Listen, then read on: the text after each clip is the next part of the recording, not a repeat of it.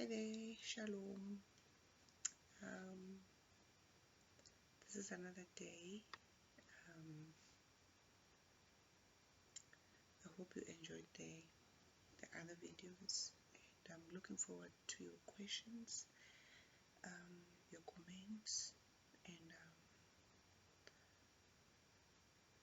yes, I will try my best to answer them to the best of my ability. Today, I'm going to be sharing with you how I was controlled in my career so that I don't progress well. Just to recap on the previous videos, I did mention the fact that there were times when I had to leave my job, like the first video. That didn't end there. When he actually convinced me to leave the job so that I can work where he wants and do the type of work that he wants. That continued, and this time around we were around 2010. I was actively involved in church at that time as a deaconess. He was a deacon. We had a group of ministry, like the divisions, like you get the marriage ministry, you get the youth, you get other deacons involved in worship team, and actually it wasn't in 2010. It was after that. Yeah, it was after that, around 2013 and all that. And I was working in a senior management, it's not senior management, but as a middle management position at that time. I was really enjoying my work, dedicated, committed. My child at that time was already in school. He was, I think he was around in grade 4, the one with autism. Things were starting to come to shape, but my now ex-husband was not working. So before that, before the management position that I was in, I worked for an insurance company, and he felt that because we would go into, I was in a new business, would go into business, and sometimes we would share a car, travel together with males, sometimes ladies, because we were all mixed, we were a team.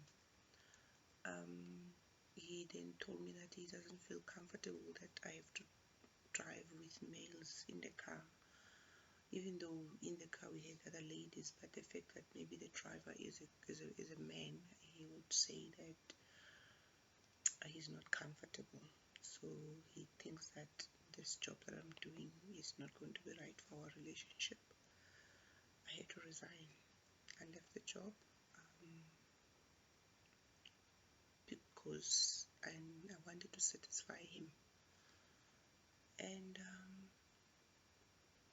luckily I got another job where I had to travel every morning about 60 kilometers by train. I worked like in Stellenbosch, a place called Stellenbosch. I would travel from Cape Town to Stellenbosch every day. It wasn't easy, but because I needed to work, I had to work. And as I mentioned earlier, that my CV, I had in and outs, and that affected my career progression. It was, my CV was questionable. With every interview, I had to explain why been job hopping, and to bring it across to the interviewer to tell them about your personal story, it wasn't easy, and in many cases I have to make it up, like why I left the job. Moving forward, now I was in this I was like luckily in a management position, like middle management as an office manager, and I was responsible for other, you know, areas in my function, such as like human resource. I was doing fleet management, stakeholder management. I was involved in security, health and safety, but I enjoyed my work. I enjoyed it. It's a job that I wouldn't trade it for anything. But he eventually got a job like 1,000 kilometers away in his hometown where his family is, and he would come back maybe twice a month to Cape Town. Well, it worked well for us because at the end of the day we were paying our bills. We were able to, be financially stable again.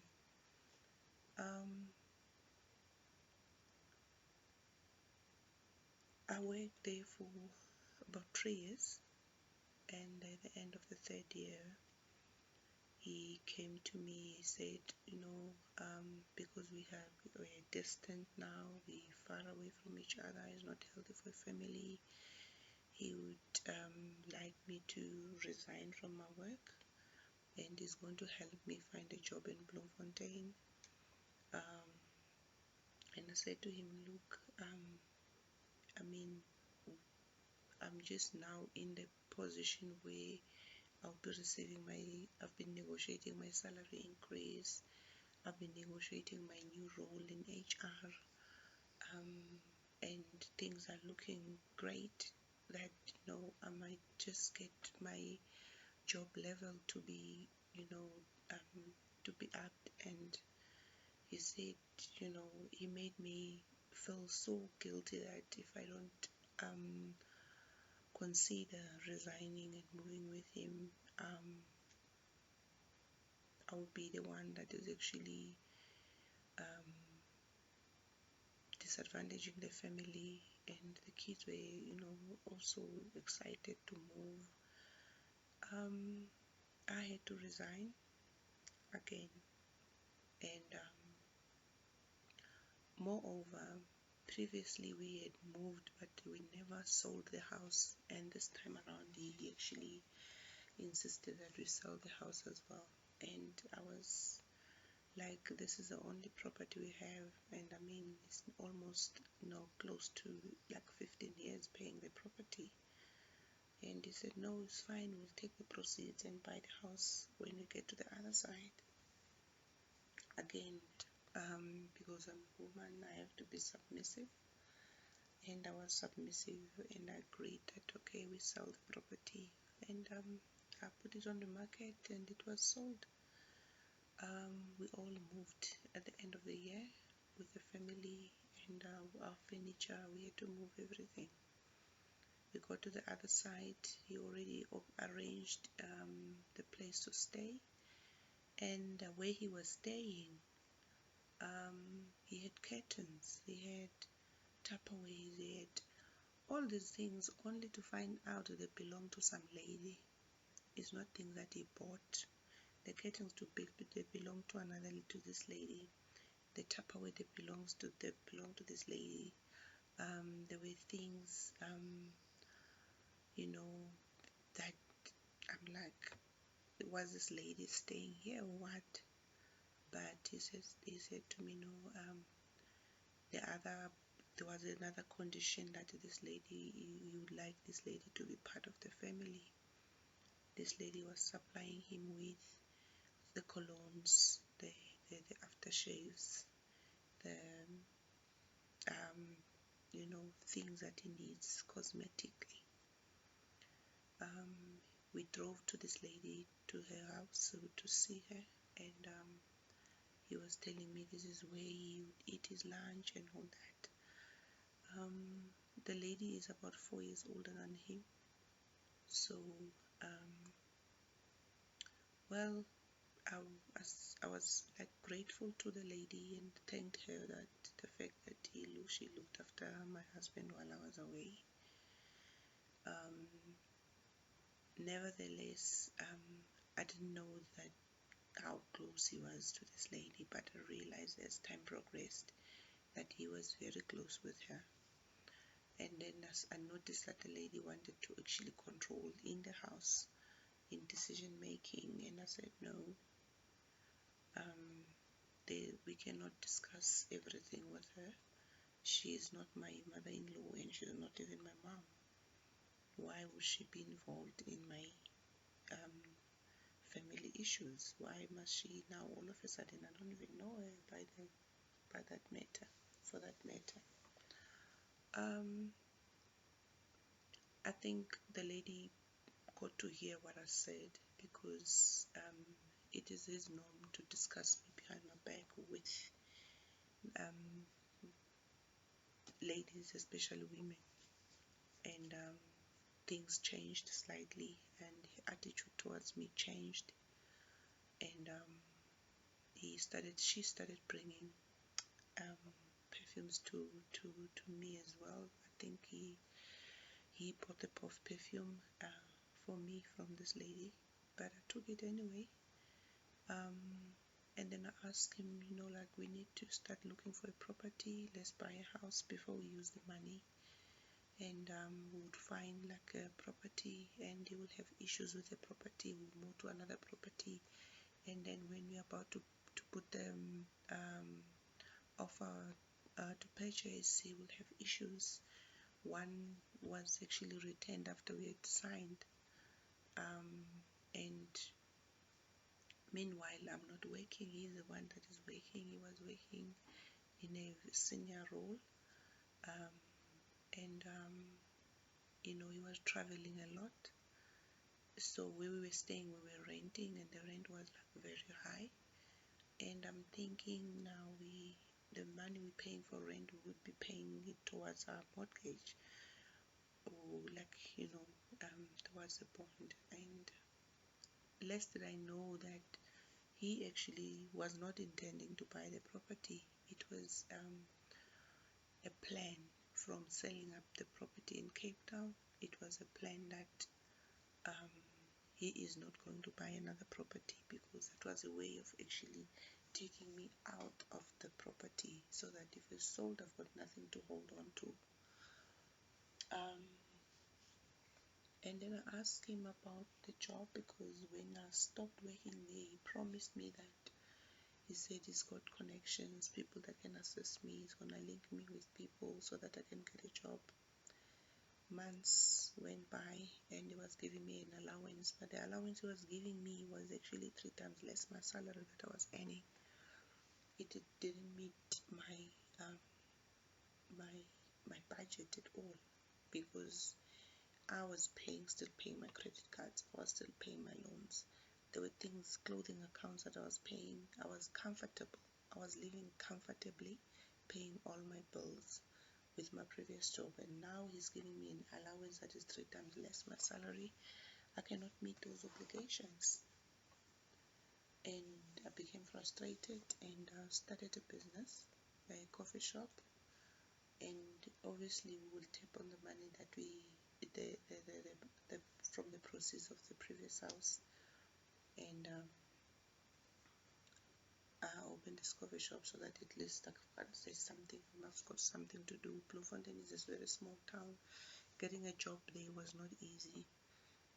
Unlike when I'm in Cape Town. Cape Town is a bigger town, bigger city compared to Bloemfontein. So 3 years went by, no job, and I was now behind with my accounts. My accounts were in arrears. He got fired from his job. He lost everything, and we started tapping on the money, that the proceeds from the house. And I'm like to myself, now what? Because at least now, if we had bought the property, even if it's a flat, something cash, we would be staying in our property right now. Now we are renting. We have to move out from the rented place, and where are we going to stay? We were like hopping around everywhere. Long story short, um, before he lost his job, we already now were actually experiencing problems with this woman, perfume woman, because she would come and brag to me how she acts when she wants something from my now ex, and she was all what I could figure out is that she was receiving all the attention more than I did, and he would do anything for this woman. I remember one day when she came to our office. We had an office in town where we were running the business, and this woman came and then she said to him that she's borrowing money, about 2,500, of which it looks like she took petty cash money from work, and now the auditors were coming to do the audit, and she would have to explain where the 2.5 is. And my ex actually ran the whole town looking for a place where he can borrow money for her, and I never followed up, but he, I think, eventually did. So few weeks afterwards, my now ex called me and that he's going to use some of the money for mashonisa. Mashonisa is a way of lending money to people, and then you put interest, and then they pay you back with interest. They can borrow the money like over and over and over. But less did I know that the treasurer of this business that they are starting is the same lady that is giving him perfumes. And I wasn't pleased with that, so I called the meeting and I asked about the money, how much has been invested in the business, and how are they managing it. They did not give me information. Instead, the lady started swearing at me that I'm abusive, and I was actually, she was like telling me that I cursed her and all that. And I didn't understand where that came in, but I do remember though that when she started giving my now ex-husband gifts for his birthday, she would buy him socks, she would buy him handkerchiefs, she would actually give him gifts like hand lotions and all that. And I had to question that. I would question the source, and I would ask her why is she doing that. And the manner in which she answered me, I said, bless you. So that's where the cursing came in. She was saying that because I said bless you, I'm cursing her. And the relationship between me and this lady didn't end well. The next time we are at home, my husband is telling me that people are talking about me at his work. That when I'm in the coffee shop, I don't greet them. I don't pay attention on them. They would come in the coffee shop and I wouldn't even pay attention to them. So that means I was like thinking too much of myself. And I'm like, you know how busy it can get. People come in and out in the coffee shop, and I wouldn't be able to know who is. Everybody is a customer there, so the people that you work with, I don't know them better than you know them. I might see the faces, but I might not know who they are. How can they say I don't greet them? And by the way, I asked him, like, how can you allow people to talk about your wife in your presence? And he said, but people talk and they come to him and tell him the way I am. So, and I'm like, so in other words, what they're saying, you are agreeing with it. So our battle started once again. And then later on, we decided to hire in the business. We started to appoint a PA, like a young girl fresh from university. She was also 24 years. We hired her. She actually trained her everything, and I loved her so much. But then I would hear people asking me, what's the relationship between me and this girl? And I told them, I would say, no, she's just, she's our PA. And they wouldn't tell me what the problem is. They would just keep on asking me. Less did I know that they are too close together. Like one incident, when they were traveling to go and service a client, they he taught her to drive. The car that we had was an automatic, so he taught the girl to drive, and apparently he was holding this girl's thighs so that he does shit because she's used to a manual car, so now she's driving an automatic. So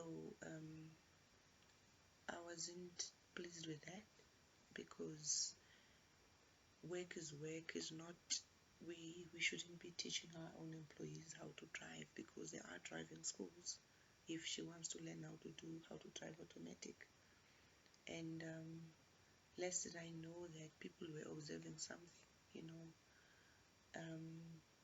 She knew her bank card pin codes. I did not know. If I needed money, I would ask him for money, and he would ask the PA to go withdraw money, and only to realize that the PA knew everything that was going on in those bank cards that I didn't know. And on the other hand, the other lady, she's a treasurer for the loan business, and I never asked where that business ended. It ended, but after we had the meeting, it ended. I don't know what happened to the money that was invested in those people, that was lent to people. I don't know what happened to it. And now the focus was on the PA. And after we had, our like argument about this PA thing, things started to get worse. When if maybe they're in the office, I would go in the office, and when I open the door, I would find my now ex with his hands around the PA. The PA would be sitting down, and he would be like standing behind him, behind her. And when I enter, they would like, if they were talking, they would keep quiet. And then I realized something's not right, and it hurt me. It reminded me of the past. So things like these will always remind me of what happened, and then the trust started to break. Then I didn't trust him again. It's worse the fact that I don't even keep his cards, but the PA can keep the cards. And one morning we had to go pray. We would go pray at there's a place of prayer where we always go pray on them every morning at 9. Sometimes he would go alone, sometimes I would go with him. So that very day, just after we had this clash about the PA, and the PA asked to come along, and then he said, okay, you can come. And then we went for prayer. While we had prayer, I think it happened to him by default that, in his prayer, he started to pray for himself and the PA, that God, he had his special request. But what was shocking me is the fact that the prayer session was for me and him, for our business, for our marriage, for, as a unit. But that day, he forgot that I was there, and then he He prayed for himself and the PA, like as if they are a team. And he forgot about me, didn't even mention me in the prayer. And while we were praying, I was actually angry because why? But nevertheless, that was in the past again. I put it behind me. So he started to attend prayers, late prayers, sessions with women, other women that drive from like 50 kilometers away just to come see him for prayers. Others, they will bring, he will say they came for testimonies. He will receive WhatsApp messages at 12 midnight from these ladies, from the girls. One girl was, telling him that she has committed abortion, and I was like, but why always there's women around you and there's issues with all these women? What's happening with these women? He said to me, he's a pastor, so all these women, others they want prayers, others have got different needs. But I said they are too close. Even if they are pastors, you are a pastor, and then but these women are too close. And he told me that he has prayer sessions with these people. All of them is women. He prays with them, so things like those, they were like opening up wounds for me, because I was in a state of healing, now topped by the fact that financially I'm struggling, so we're struggling to patch things up together, and there's these women that now are forming part of our lives by default. And mind you, every year, every time, this woman keeps on bringing gifts. They buy him radios, they buy him. I don't mind, but the type of gifts that we're buying, some of them were too much. Like they were too much. You can't. I feel it is morally incorrect for somebody to carry on buying gifts for somebody's husband. Maybe I'm too sensitive, I don't know, but I felt that it is too much for me. I couldn't handle it. So I went, because we're in a new town now, we went to a new church, and then I went to the pastor of the church, the lady pastor, and I told her, I need help. We are going through this, because now each time we talk about these women, we won't talk at home. We will go for a week, maybe sometimes 2 weeks without engaging, without even having sex together, without intimacy. We would go for days, and he wouldn't talk to me, and sometimes I would cry to God, like what's happening, and it meant nothing to him. And we were called in by the pastor and the husband. We had a session, and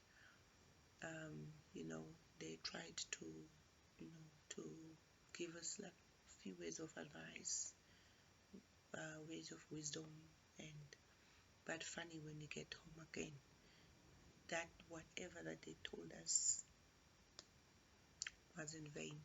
We go back to the same issues, problems. We couldn't listen to each other. Problem, like there was no one would listen to the other, because things they've now reached a peak.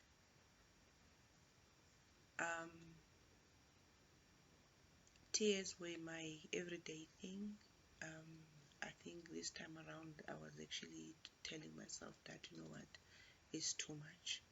And then I had to tell the PA that, sorry, we have to end your contract. I told her mother, and the next thing, I received a very long WhatsApp. She was swearing at me, telling me, no wonder your husband is like this, is because of you. You are evil, you are a witch. So I picked up again that he was discussing me to her, to the PA. That is why the PA had the guts to swear at me. She had guts to act the way or behave the way she was behaving towards me, because he was discussing me to the PA. He was discussing me to his work colleagues.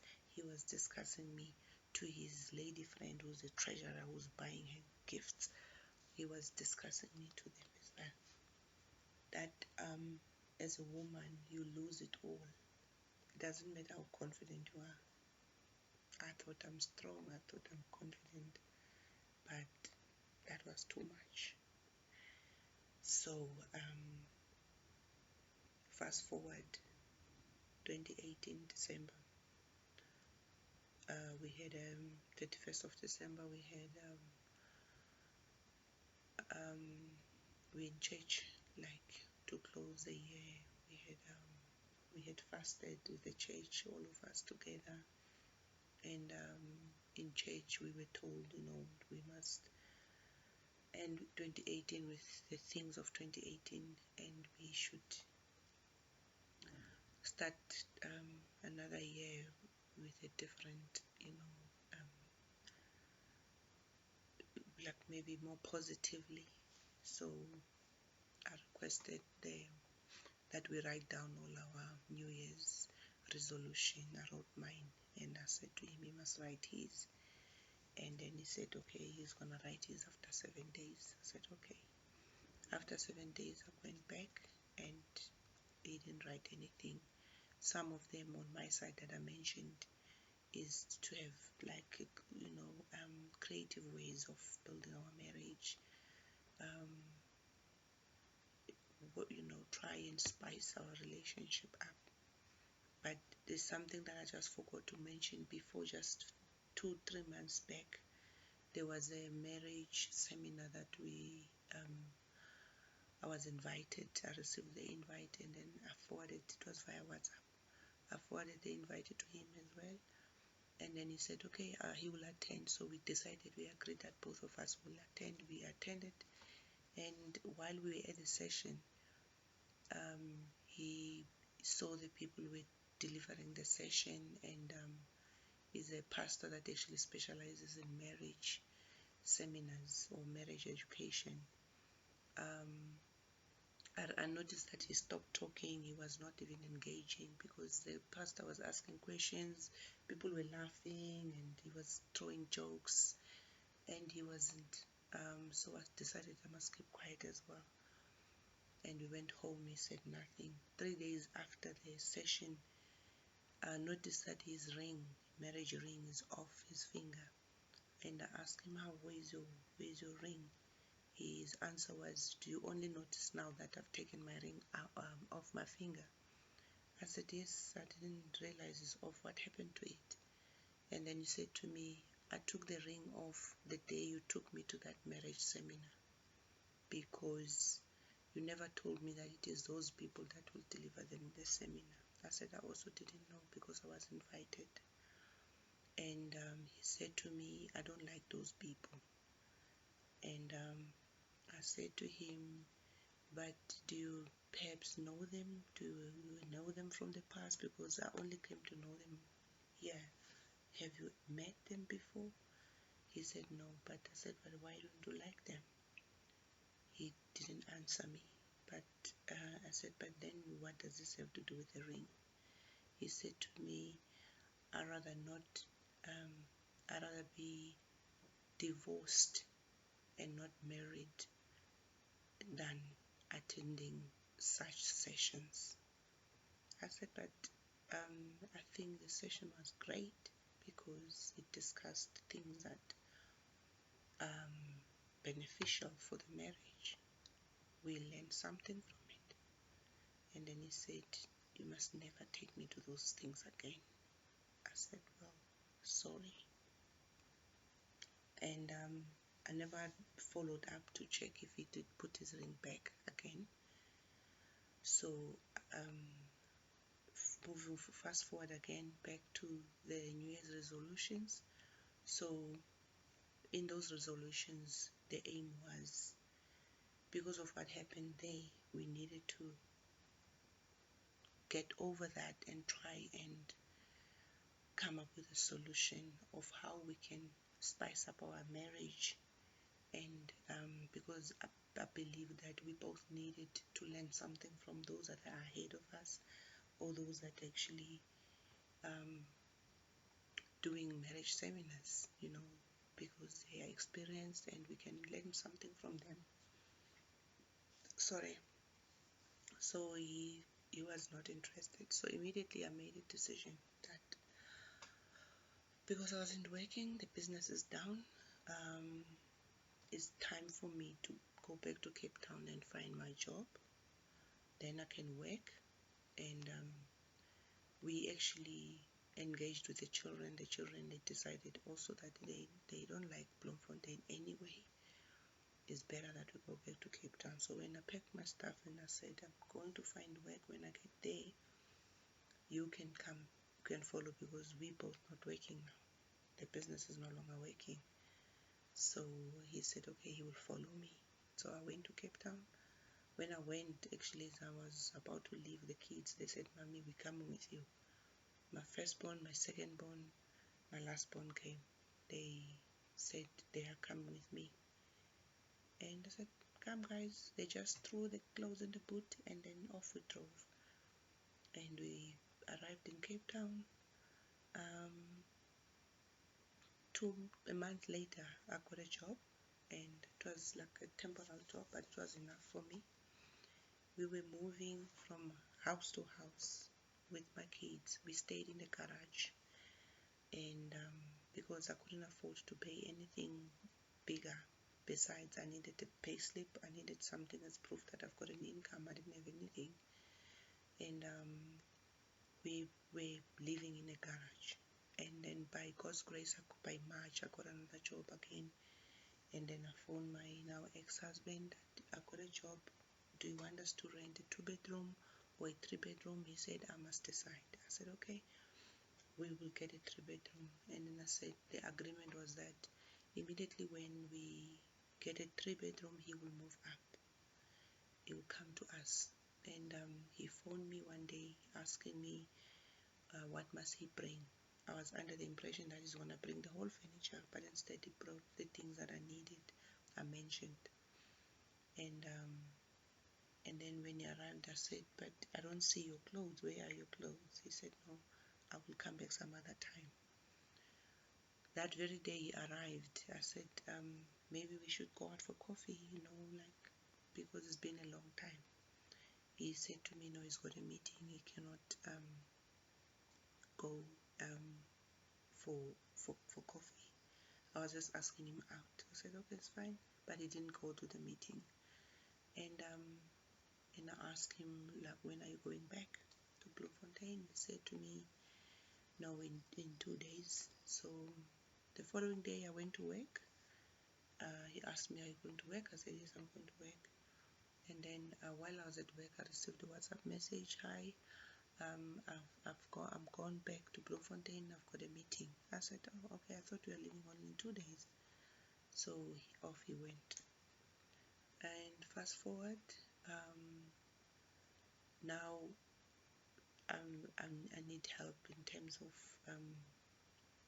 the schools. The transport, financially, I couldn't even pay anything. I would pay rent and then my money is gone, because I was under the impression that when I pay the rent, at least he's gonna support on this side, because he was still running the business from home, and the support was like stopping slowly.